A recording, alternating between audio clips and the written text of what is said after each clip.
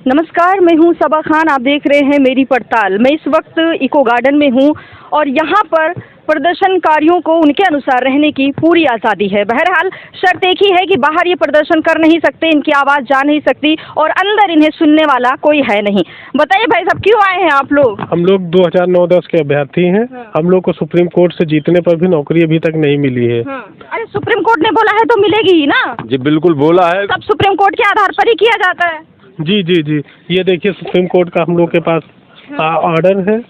ये देखिए ये लोग हम लोग जो है से तो हो जाता है काम, फिर आप लोग ये दस्तावेज लेकर यहाँ घूम रहे हैं। नहीं मैम, नहीं होता है, नहीं होता है। ऐसे कैसे नहीं होता है? 5 साल हो चुके हैं मैम, कोई नहीं पूछता है। सुप्रीम कोर्ट सर्वोपरि है, आदेश दिया है तो होना तो चाहिए। लेकिन सरकार नहीं सुन रही तो हम क्या करें? जिम्मेदार अधिकारियों को भी अवगत। जिद्दी बन गए हो, सरकारी नौकरी लेकर ही रहोगे। हाँ जिद्दी, और नौकरी लेंगे या तुम क्या करेंगे? हम इतने टूट चुके हैं मैम, वकीलों के, हाई कोर्ट, सुप्रीम कोर्ट में इतना पैसा बर्बाद कर चुके। हम अपनी जमीन जो जायदाद है वो भी नीलामी पे रख चुके। अब क्या करें मैम? और हमारे पास में कोई जरिया नहीं बचा। या तो हमें सरकार नियुक्ति दे, ये हम आत्महत्या करेंगे। और सरकार से हम एक सवाल और पूछना चाहते हैं, कोई भी प्रवक्ता या कोई जिम्मेदार सरकार का आदमी, हमारे साथियों अन्याय क्यों हो रहा? क्यों हमें नौकरी नहीं दी जा रही? इस पर्सन का हमें जवाब चाहिए। क्यों हमें क्या हो सर, इतने आप लोग फालतू सरकारी नौकरी के पीछे पड़े हैं। पढ़े लिखे युवा है, सब स्टॉल लगा रहे हैं बाहर। सर हम तो ये चाहेंगे कि ठीक है, पढ़े लिखे युवा जो है स्टॉल लगा रहे हैं, ठीक है। जो अधिकारी अभी तक ड्यूटी कर चुके हैं उनको चाय वाला बना दिया जाए, और जो अभी तक चाय वाले हैं बेचारे एक बार उनको अफसर बना दिया जाए। चाय पसंद नहीं है। पढ़ लिख के 10-10 किलोमीटर की दौड़ लगा के फाइनल मेरिट करके हमारे जो टेस्ट हुआ था 2009 में, उसमें 6 क्वेश्चन गलत थे। उन 6 क्वेश्चनों के हमें अंक नहीं दिए गए, जबकि सुप्रीम कोर्ट की गाइडलाइंस है कि जो पेपर में क्वेश्चन गलत होगा उसको सबको बराबर अंक दिए जाएंगे। और कोई 2-3 मैटर में यूपीएसएसआई में, इनमें सीपीएमटी में जो 18 क्वेश्चन गलत थे उसमें बराबर अंक दिए गए।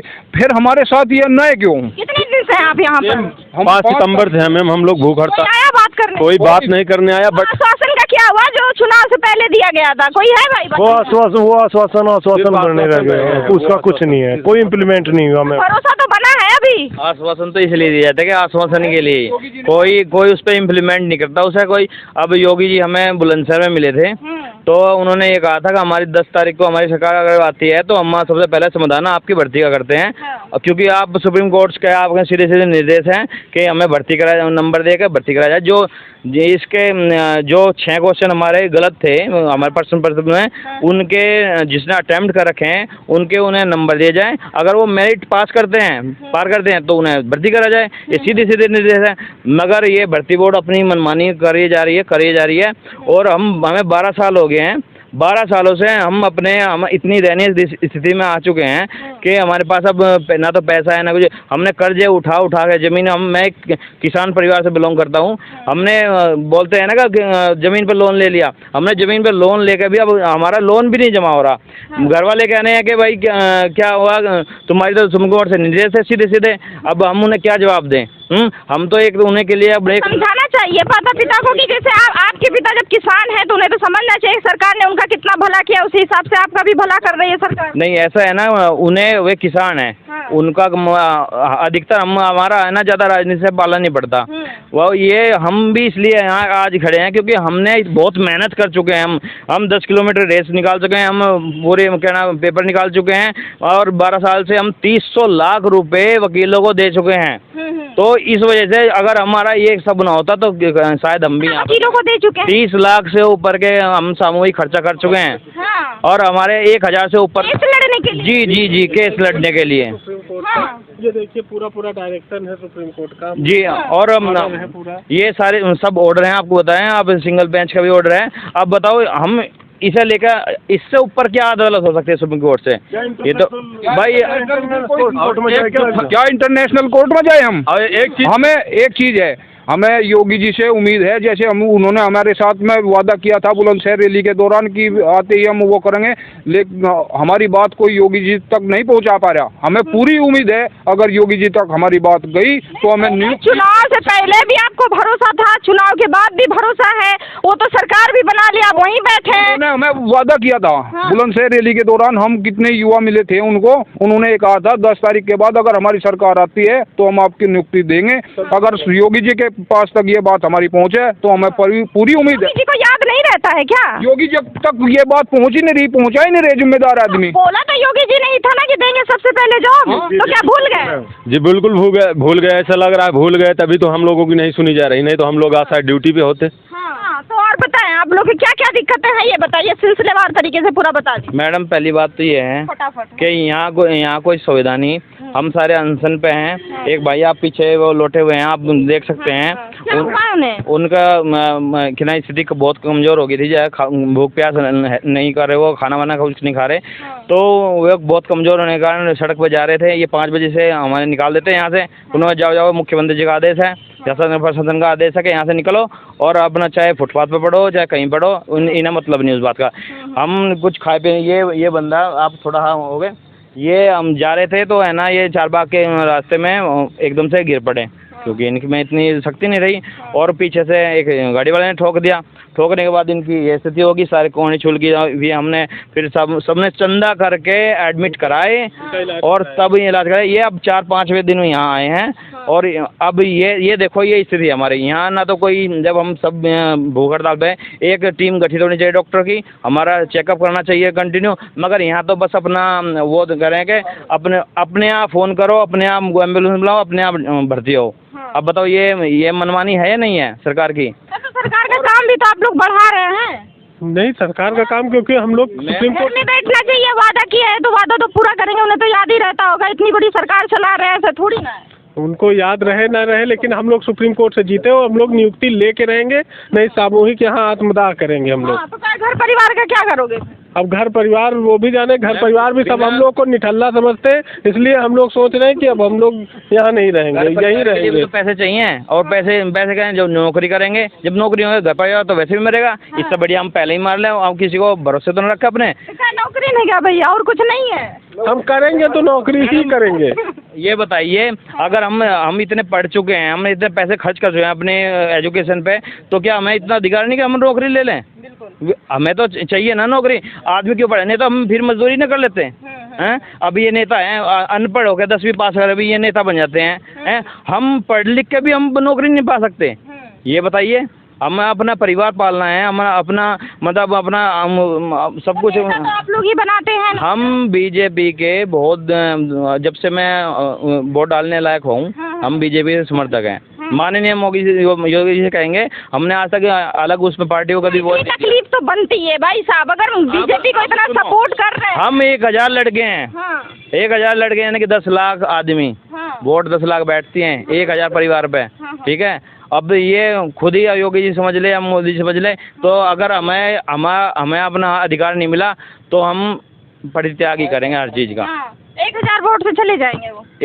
10 लाख चलाएंगे, हम इनके खिलाफ कैंपेन चलाएंगे। अगर हमको अगर पहले भी करते थे, न्याय नहीं मिला तो हम पूरे देश, चुनाव से पहले भी किए थे आप। नोट 4 वोट किसी को नहीं देंगे। अगर हमारा नोटा हम नोटा दबाएंगे। अगर हमारा सुप्रीम कोर्ट के आदेश के बावजूद भी हमारे नियुक्ति नहीं मिलती। कितनी एज हो गई है आपकी? एज तो मैम 12 साल पहले तो मेरी एज भर्ती की थी।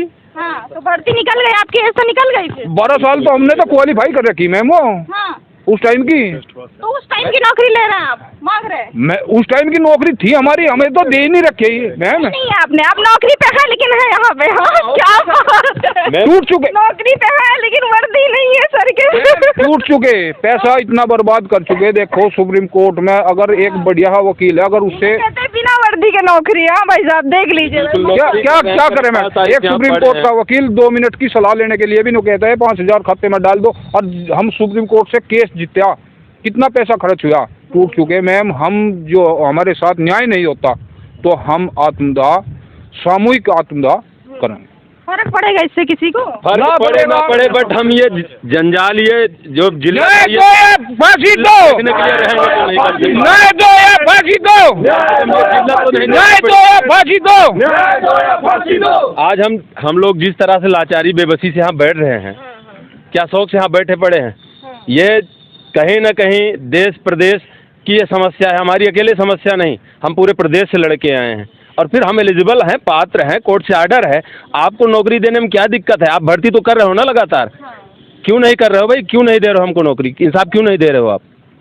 नौकरी तो दे दिए हैं, वर्दी देने में प्रधानमंत्री जी ये कहते हैं एक देश एक कानून एक संविधान, तो ये जब एक कानून है तो हमारे साथ ये न्याय क्यों हो रहा है? जब और परीक्षाओं में लगातार गलत क्वेश्चनों के अंक दिए जाते हैं तो हमें क्यों अंक देकर क्यों भर्ती नहीं किया जा रहा? हमारी कौन सी गलती थी? हमने कौन सा पेपर बनाया था? सुप्रीम कोर्ट ऑलरेडी कह रही कि दिया जाए, इनको दिया जाए, उसी तरह हमने निपटारा किया जाए। कौन सा पेपर बनाया था भर्ती बोर्ड का?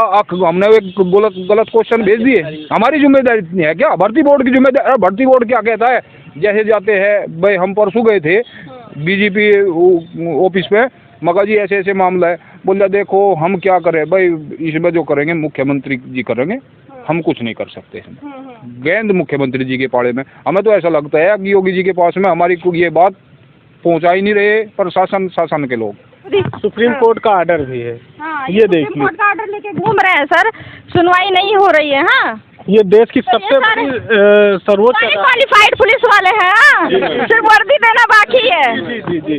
मैम ये सर्वोच्च न्यायालय का फैसला है और बताइए सरकार सर्वोच्च न्यायालय का फैसला भी लागू नहीं कर रही है। और मेरा जिम्मेदार अधिकारियों से यही विनम्र निवेदन है कि कृपया करके इसको संज्ञान में ले और हम लोग को नियुक्ति पत्र दें, जिससे हम लोग देश और प्रदेश की सेवा करें। धन्यवाद। पत्रकार महोदय, मेरा आपके माध्यम से सरकार को अनुरोध है कि जैसे सुप्रीम कोर्ट का आदेश होने के बावजूद भर्ती बोर्ड अपनी मनमानी कर रहा है। और हम देख रहे हैं कि सारे लोग की ऐसा लगता है कि एज तो निकल गई होगी, लेकिन है ना, एज तो बहुत काफी हो गई है, लेकिन संघर्ष अभी जारी है। इको गार्डन में है ये लोग, 5 सितंबर से बैठे हुए हैं। जी बिल्कुल। 5 सितंबर से बैठे हुए हैं और यहाँ सुनने वाला तो कोई नहीं है। बाहर ये जा नहीं सकते हैं, बड़े बड़े बैरिकेडिंग लगे हैं, पुलिस तैनात है बिल्कुल सुरक्षा के मद्देनजर, क्योंकि सुरक्षा को लेकर सरकार बहुत सतर्क रहती है, जैसा कि आप सभी जानते हैं। तो अब देखते हैं कि सरकार इन लोगों की कब जो है नौकरी बहाल करती है। वादे तो बहुत किए गए और आश्वासन का पता नहीं, इन लोग को भी पता नहीं है कि क्या हुआ जो आश्वासन चुनाव के पहले दिया गया था नौकरी देने का। नौकरी तो अभी जो नए लोग हैं उनको नहीं दी जा रही, बेचारे पुराने लोग संघर्ष कर रहे हैं, वर्दी की तलाश में है, वर्दी नहीं मिल रही है, बेचारे की वर्दी खो गई है लगता है। अभी बन रही होगी, बन ही जाएगी। फिलहाल देखते रहे मेरी पड़ताल, और जो भी आपकी राय है जरूर दीजिए।